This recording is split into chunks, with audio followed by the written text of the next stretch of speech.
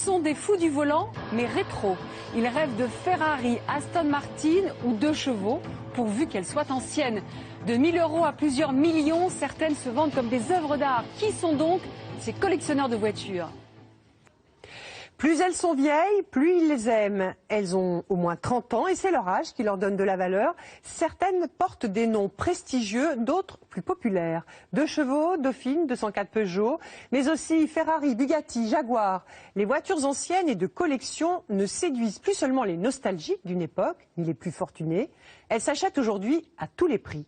Nous avons pu pénétrer les coulisses d'une vente aux enchères de légende. Près d'une 60aine de véhicules oubliés depuis 50 ans dans une grange. Alors qui sont les acheteurs et pourquoi cette fièvre autour des voitures de collection? C'est un reportage de Christian Autin et Lou Cricorian. Christian répondra ensuite aux questions de Guylaine. Des voitures, ou plutôt des épaves.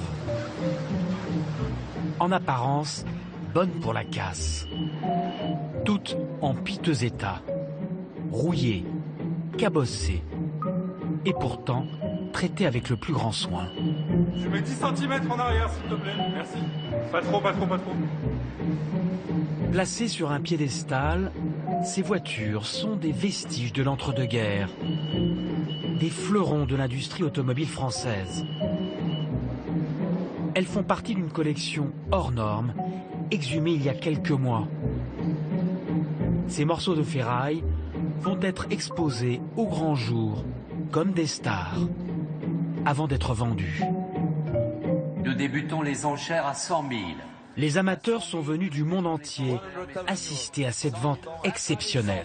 130 000. En quelques instants, les enchères s'affolent sur cette voiture délabrée. 400 000, monsieur, vous voulez 420 000, 450 000, 480 000. 000.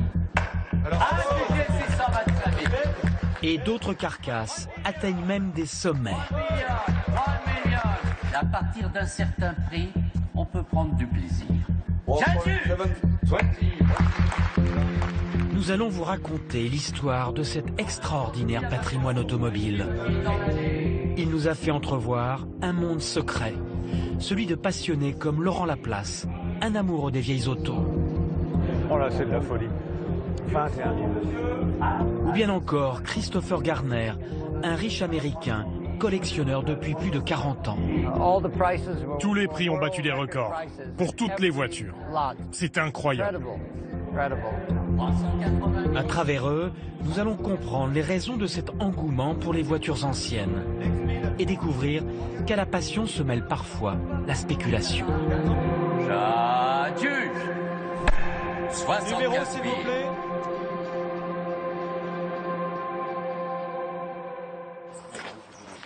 Tout a commencé quelques mois plus tôt dans l'ouest de la France.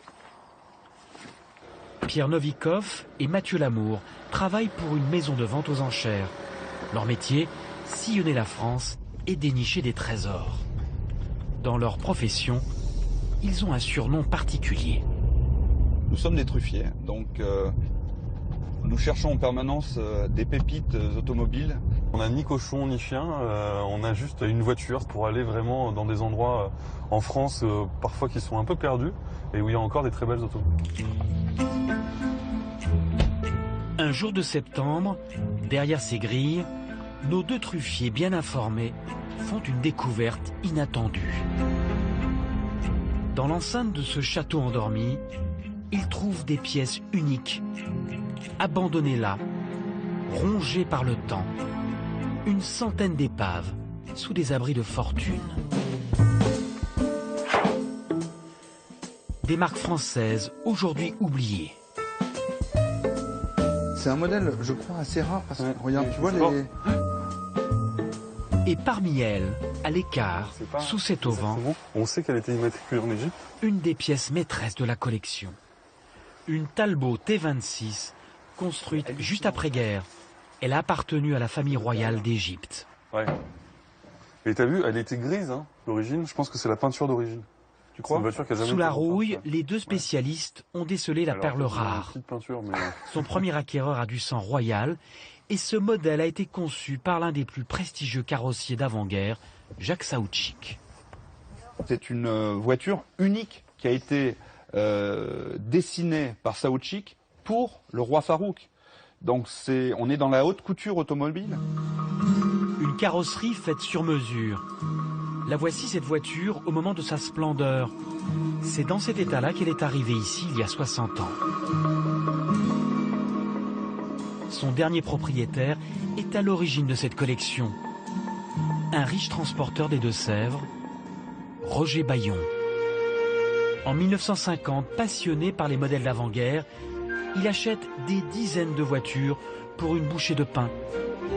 Avec son fils Jacques, il sauve de la casse des chefs-d'œuvre. Mais en 1978, son entreprise fait faillite. Pour payer les dettes, la moitié de sa collection est saisie puis vendue. Roger Bayon se retranche alors dans sa propriété avec le reste de son trésor. Le père meurt, puis son fils Jacques. Ce sont ses petits-enfants qui contactent Mathieu Lamour et Pierre Novikov. En plus de la collection, ils ont découvert dans ce garage un joyau dont ils ignoraient l'existence. On enlève l'antivol du coffre-fort. Derrière cette porte, 2 voitures oubliées depuis plus de 30 ans.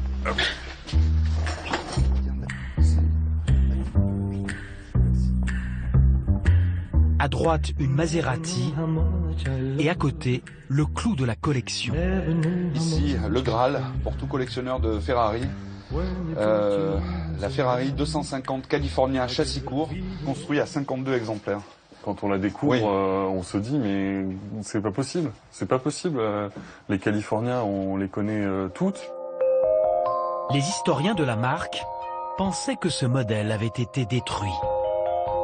Pour nous, c'est comme si on avait retrouvé un tableau de Raphaël, un Picasso important, mais important. Moi, on l'a caressé, tous les deux, on l'a caressé. Et c'est Mathieu le premier qui a osé s'aventurer à l'intérieur.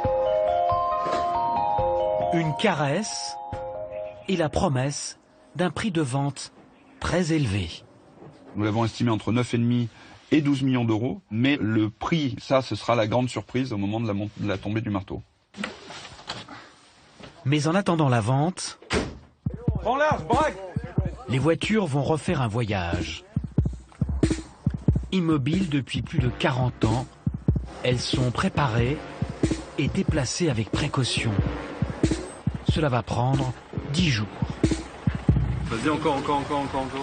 La Ferrari quitte délicatement son dernier refuge. C'est la fin d'une histoire, celle de Roger Bayon. Ses petits-enfants qui souhaitent rester anonymes immortalisent l'instant. Il y a ta maison derrière ? Elle va rejoindre dans un entrepôt secret les 58 autres modèles avant de réapparaître pour la vente aux enchères. Des voitures anciennes qui suscitent bien des passions. C'est avec Laurent Laplace que nous allons le comprendre. Allez, en route! Ça va, on est dans les temps. Ce dimanche, en région parisienne, tout le monde est dedans ? Les Laplace quittent leur domicile aux Aurores.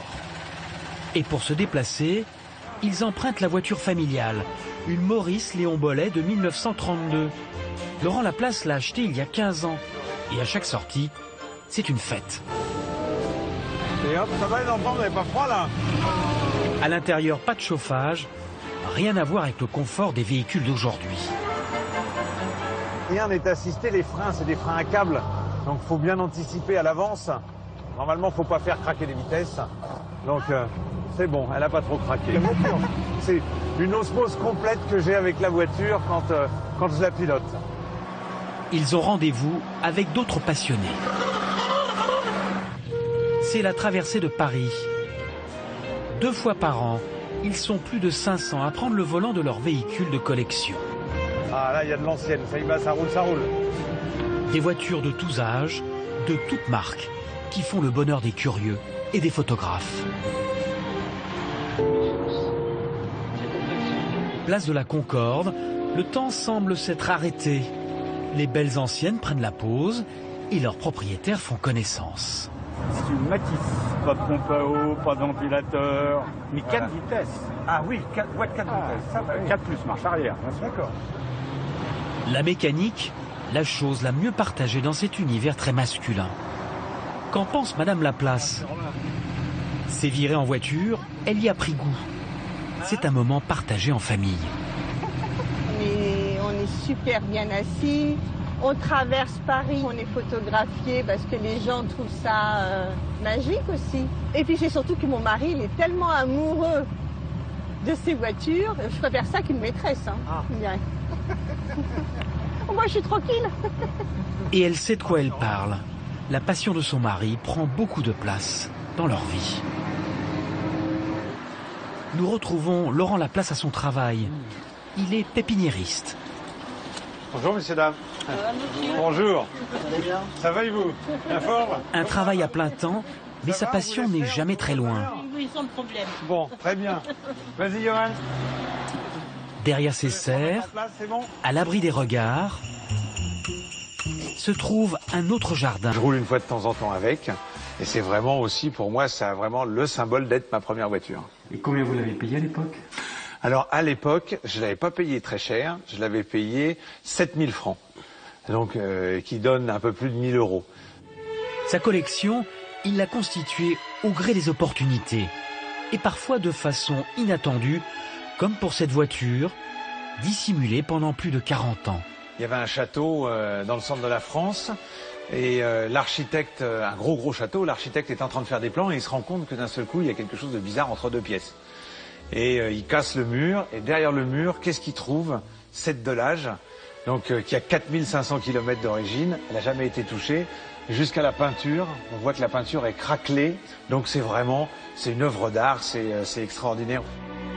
Tous ces modèles sont assurés pour un montant d'environ 500 000 euros. C'est l'œuvre d'une vie. Pour Laurent Laplace, hors de question de s'en séparer, même pour tout l'or du monde. Je reste un passionné et je ne fais aucun commerce. On peut proposer ce qu'on veut, on peut me donner beaucoup d'argent pour mes voitures, elles ne sont pas à vendre. Mais il a une crainte, l'avenir de sa collection. Que deviendra-t-elle après lui?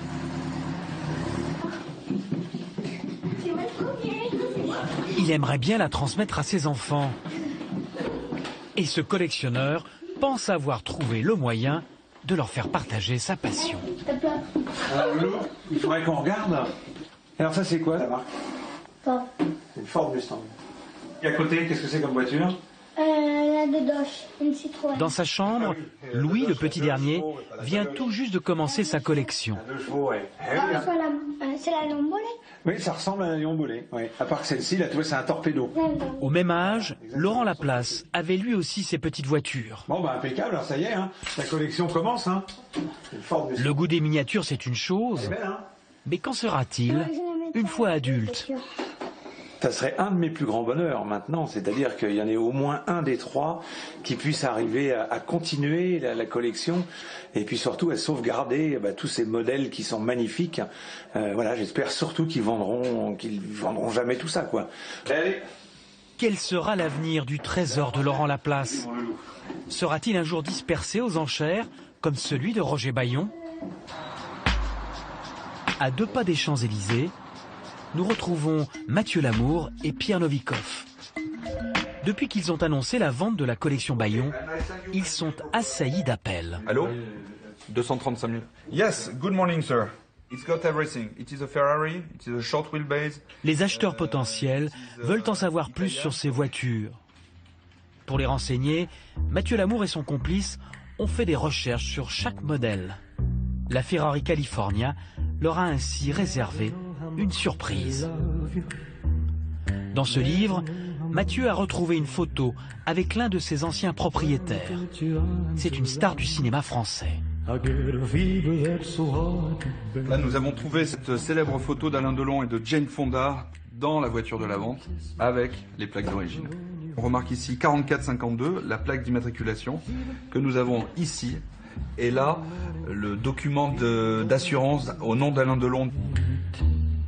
Alain Delon volant de la voiture, c'est suffisant pour faire grimper sa cote en flèche. On est là pour les vendre le plus cher possible, toutes ces autos. Donc plus on donne de renseignements, plus l'acheteur se sent proche de l'auto qu'il convoite, plus il va lever le doigt. Voilà, longtemps. Messieurs, bonjour. Bonjour, petit Dino. Oh, bonjour. Et celui qui fait lever les doigts, c'est Maître Hervé Poulain. Et toi? Et toi? Ça va? Ma garde impériale est là, au boulot. C'est le commissaire-priseur et coprésident de cette maison d'enchères. Avant de la diriger, Hervé Poulain a été pilote automobile. C'est mes voitures de course, ça. Vous voyez, tout ça, j'ai conduit ça au Mans. Pour lui, élever la voiture au rang d'œuvre d'art est une évidence. Quel objet d'art peut vous donner autant de sensations? Il y a le bruit, un beau moteur, ça ronronne, c'est très agréable. Vous montez dans les tours, c'est une vraie symphonie, c'est le sac du printemps. Olfactive, l'odeur de l'huile, l'odeur de tout ça, et puis la conduite elle-même qui est un art, faire une belle trajectoire, bien propre et tout, c'est une calligraphie japonaise. Les automobiles, des œuvres d'art? En France, c'est une réalité pour le fisc. Les voitures de collection sont exonérées de l'impôt sur la fortune, au même titre que les toiles de maître. Elles sont même devenues, pour certains collectionneurs, des placements sûrs. Christopher Garner vit en Suisse, au bord du lac Léman, depuis 15 ans. Cet Américain nous a donné rendez-vous dans cette résidence, près de Genève.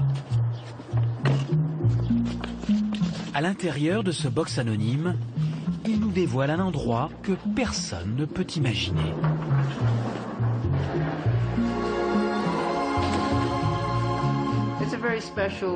C'est un écrin spécial pour mes bijoux. Ce sont mes trésors. Voici ma Mercedes, ma Talbot, quelques-unes de mes voitures préférées. Des bijoux qui ont pris beaucoup de valeur au fil des années. C'était la voiture de mes rêves quand j'étais jeune. Cette Mercedes Papillon, Christopher l'a achetée pour seulement 7 000 € dans sa jeunesse. Elle vaut aujourd'hui plus d'1 million. Un rêve de collectionneur, mais pas seulement. C'est un investissement sûr aujourd'hui par rapport aux fluctuations des devises ou aux placements bancaires absurdes. C'est un investissement enthousiasmant pour moi. Et voilà comment cet ingénieur motoriste a réalisé sa collection. En 45 ans, il a acheté plus d'une centaine de voitures. Une Citroën DS. Ici, une voiture trouvée en Louisiane quand je vivais là-bas. Je ne pouvais pas les garder toutes. Des autos qu'il a pour la plupart revendues, réalisant au passage une plus-value. Avec cet argent, il a pu acheter des modèles de prestige. Aujourd'hui, il en possède une vingtaine. Ça prend beaucoup de temps. Il vaut mieux avoir moins de voitures, mais qu'elles soient haut de gamme. Pour améliorer sa collection, il n'hésite pas à se séparer de certains de ses modèles. Nous le retrouvons sous la verrière du Grand Palais, à Paris, dans une vente de voitures de collection. Christopher Garner vient voir une dernière fois cet Alfa Romeo des années 30, un modèle très rare, dans un état exceptionnel. C'est votre enfant? Oui. Enfin, ça ne le sera plus à la fin de la journée. Aujourd'hui, il la vend aux enchères. Cette voiture, il l'a souvent pilotée lors de rallyes automobiles avec sa femme et sa fille. C'est un membre de la famille, presque comme un chien. Vous ne voulez pas vous en séparer, vous voulez le garder aussi longtemps que possible, en espérant qu'il ne meure pas. Elle est estimée à 1 200 000 €. C'est le prix qu'il espère en tirer. Les enchères iront-elles jusque-là? La vente débute. Dans la salle, les acheteurs sont un peu frileux. À 1 million d'euros, ça bloque. L'enchère est à 1 million d'euros ce soir au Grand Palais. C'est en dessous du prix fixé par Christopher Garner. Il peut la retirer de la vente. À côté de lui, un responsable de la maison d'enchères attend sa décision. J'en veux 50 000 de plus. C'est beaucoup d'argent sur la table, Chris. Je ne pense pas que vous en obtiendrez plus. Il faut dire oui. Vendez-la. Adjugé. Bravo. L'Alfa Romeo est vendu 1 30 000 €. J'en attendais plus à cause de la qualité de la restauration. Mais 1 million d'euros pour un investissement de 65 000 € il y a 20 ans, c'est plutôt pas mal. Une belle plus-value, plus de 15 fois le prix d'achat. L'argent des ventes, le collectionneur l'investit aussi dans la restauration de ses automobiles. Une fois par mois, il a rendez-vous dans le centre de la France. Un trajet qu'il fait depuis 14 ans. On y trouve beaucoup d'artistes qui ont un don très spécial pour sculpter le métal. Ah, voici un de mes enfants. Christopher Garner a confié 4 de ses voitures à cet atelier de restauration. Comment ça va? Avec Jean-Luc Bonnefoy, le patron, il fait le tour de sa petite dernière.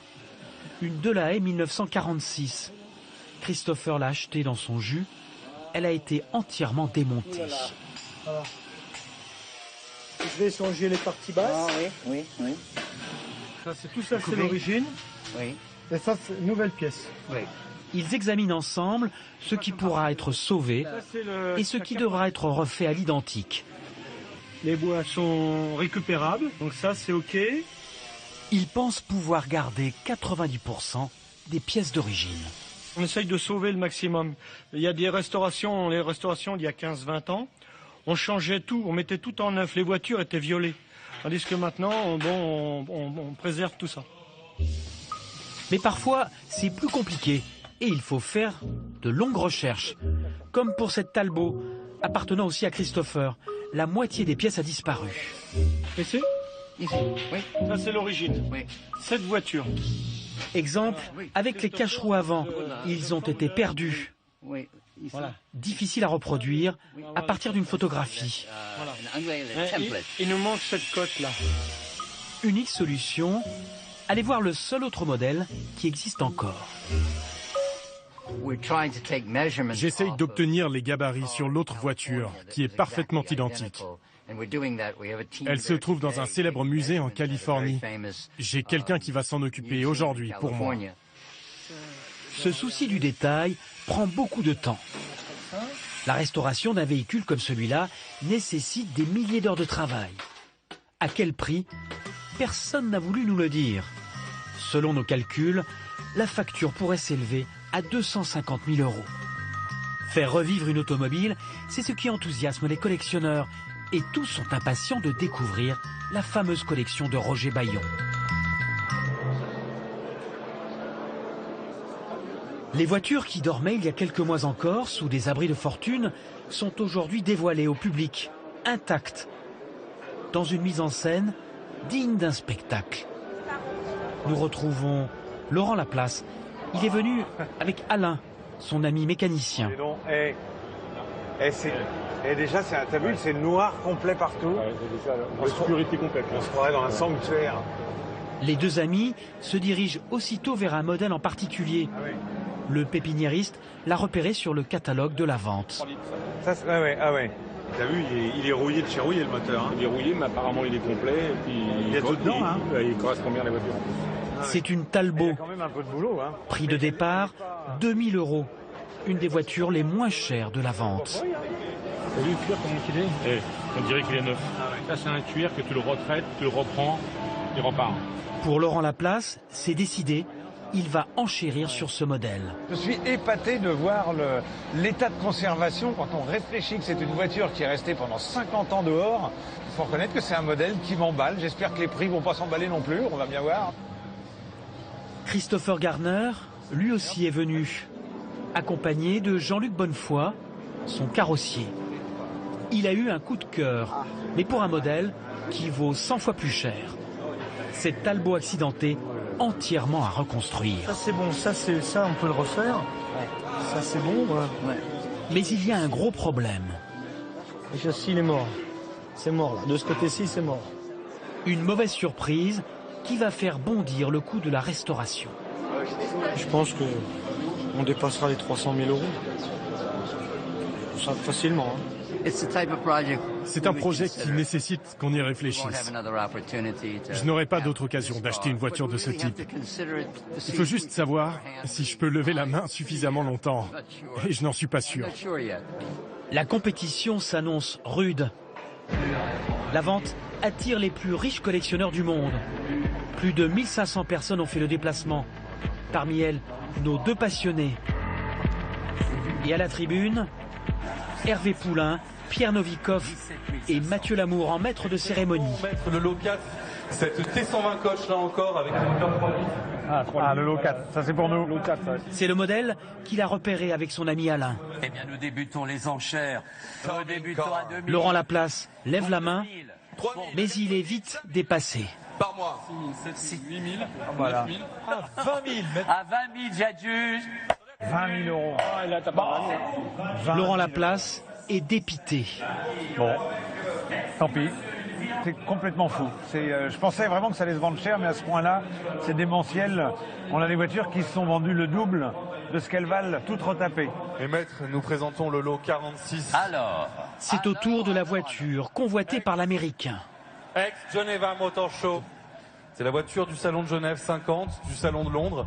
Merci, monsieur Navikov. Nous allons débuter les enchères à 250 000, à 250 000, à 280 000. Christopher Gardner s'est fixé une limite, 450 000 euros. À 400 000 là-bas. Elle est très vite atteinte. 450 000. Ah, 750 000. 750 Pas nous au pilier, personne. 720 000. 720 000. 850 000. Juste à ses côtés, voici l'homme qui mène les enchères. 100 000. Il est originaire des pays de l'Est. 1 150 000. C'est lui qui va remporter la mise. 1 420 000 dans l'année. J'adjuge. Ah, monsieur, un Bravo. million. Au cours de cette vente, 7 lots sur 10 partiront à l'étranger. Tous les prix ont atteint des records mondiaux. Et pour tous les lots, c'est incroyable. Et la Ferrari d'Alain Delon ne va pas échapper à la règle. Et la lumière fut à 6 000. La barre des 10 millions est très vite atteinte 9 millions. 8 millions. 10 millions. 9 10 millions. millions. 13 millions. avant d'être franchie. 14 200 000. 14 200 000 ici maintenant. Adieu. 16 200 000 avec les frais. C'est le prix payé par un collectionneur américain. Un record pour une Ferrari. La vente Bayon atteint 25 millions d'euros, presque 3 fois plus que prévu. La maison d'enchères empoche 15% de ce montant. S'agit-il d'une bulle spéculative? Pour le rédacteur en chef d'Auto-Rétro, il y a bien une ruée sur le marché des voitures anciennes depuis plusieurs années. Et la collection Bayon n'y a pas échappé. Belles épaves. Avec l'arrivée de nouveaux acheteurs étrangers au monde des collectionneurs, la tendance s'est accélérée. Aujourd'hui, l'automobile ancienne est très probablement le meilleur placement. Est-ce que vous connaissez un placement qui vous permet de gagner 100 000 euros en 6 mois? Non. C'est le cas pour certaines voitures anciennes. Avec des conséquences parfois absurdes. Lors d'une vente aux enchères, il y a 2 ans, cet Ami 6, un modèle encore très répandu, s'est vendu 33 000 euros, presque 6 fois sa cote officielle. C'est une voiture populaire française, c'est sympa, mais bon, à 33 000 euros, non. Il y a un effet boule de neige, il y a des gens qui disent ben moi aussi j'ai envie de faire partie de la danse, donc je vais acheter, mais sans discernement parce qu'en fait c'est une histoire d'experts tout ça. Hein. On ne peut pas acheter n'importe quoi à n'importe quel prix. À ce rythme, les petits collectionneurs devront-ils bientôt se contenter de miniatures? La réponse, la voici peut-être, avec cette Peugeot 204, le modèle le plus vendu au début des années 70. Aujourd'hui, elle fait le bonheur de jeunes collectionneurs, comme Charles Bonin, 25 ans. Il l'a achetée pour seulement 500 €. Il y a quand même pas mal de modèles abordables quand on veut se lancer dans la collection quand on est jeune. Après, il faut avoir un coup de cœur. Et clairement, la 204 et les Peugeot en général, c'est vraiment des modèles que j'aime particulièrement. Salut monsieur le secrétaire, ça va? Une fois par mois, les amateurs de vieilles voitures se donnent rendez-vous sur ce parking. Ici, pas de modèle d'avant-guerre, mais des véhicules plus récents à des prix abordables. Charlie retrouve Hervé, un autre passionné de vieilles Peugeot. Il a besoin de son conseil technique. Alors bon, déjà il n'y a pas de fumée. Donc c'est bon signe, même si ça s'est pas réparé tout seul. Une fuite d'eau sur le radiateur. Depuis qu'il a acheté ce véhicule, cet étudiant en école de commerce a dû s'improviser mécanicien. J'ai mis 1 an pour faire tout ce qu'il fallait faire dessus. Mais à la base, je ne connaissais mais strictement rien. Donc j'ai tout démonté moi-même, j'ai cassé plein de choses. J'ai dû d'ailleurs acheter une épave. J'ai acheté une épave du même modèle pour récupérer les pièces que j'avais cassées en démontant celle-là. Non, je pense que je vais... La remise en état de sa voiture lui a déjà coûté plus de 2000 €. Mais il se rassure en regardant sa cote sur Internet. Cette année, la 204 fête son 50e anniversaire. Qui sait, la voiture de Charles vaudra peut-être un jour beaucoup d'argent. Alors Christian, 3 mois après cette vente aux enchères, que sont devenues ces voitures qui ont été achetées? Ce qu'on sait avec certitude, c'est que 16 de ces modèles ont été achetés par des collectionneurs français qui ont tenu à rester anonymes. Et ce qu'on sait aussi, c'est qu'aujourd'hui, aucune d'entre elles n'est restaurée actuellement en France. Il y a surtout une information qui est importante, c'est qu'un de ces modèles a été préempté par l'État français. Comment c'est possible? Alors, il s'agit d'abord d'une Panhard super coupée dynamique 1936. Enfin, c'est un nom un peu compliqué. Et c'est possible parce que l'État a le droit de préemption sur des modèles lors de vente aux enchères, c'est-à-dire qu'il peut acheter suivant un budget qu'il s'est fixé au préalable. Et c'est ce qui s'est passé donc avec ce modèle. Alors, pourquoi avoir choisi ce modèle? Vous me direz, parce que c'est une voiture d'abord de marque française et c'est un modèle qui est aujourd'hui très rare. Il n'y en a que 2 exemplaires au monde, dont un est en possession d'un collectionneur étranger. Et l'autre, donc, on va pouvoir la voir bientôt? Alors, oui, mais j'ai pas fini. C'est surtout aussi que c'est un modèle qui est très particulier parce qu'elle a une carrosserie qui est baroque, qui est absolument, très rare et qui a une valeur patrimoniale aux yeux des spécialistes. Et donc, on pourra la voir après qu'elle ait été restaurée, donc d'ici 2 ans, au musée de l'automobile de Mulhouse. Et alors, quand est-ce qu'une voiture devient une voiture de collection? Mais écoutez, une voiture de collection officiellement à partir de 30 ans. Donc ça concerne les voitures qui ont été produites avant 1985. Mais il existe aussi un marché pour les véhicules qui ont entre 10 et 30 ans. Donc on appelle ces modèles des young timers. Donc littéralement, ce sont des jeunes anciennes. Et ces modèles sont très prisés par les jeunes trentenaires. Pourquoi? Parce que ces modèles sont encore abordables et surtout parce qu'il y a un lien affectif avec ces modèles. Ce sont souvent les modèles que leurs parents, dans lesquels les parents les conduisaient quand ils étaient petits. Alors ça peut aussi s'avérer rentable. C'est un investissement qui peut s'avérer rentable dans le futur, notamment la Super 5 GT Turbo, qui est un modèle qui vaut moins de 20 000 €, a été vendu très récemment 4 fois son prix, 80 000 €. Donc vous imaginez, quand on est collectionneur, si on va avoir un patrimoine, il faut effectivement avoir de la passion, mais aussi du flair et certainement beaucoup de patience. Merci Christian.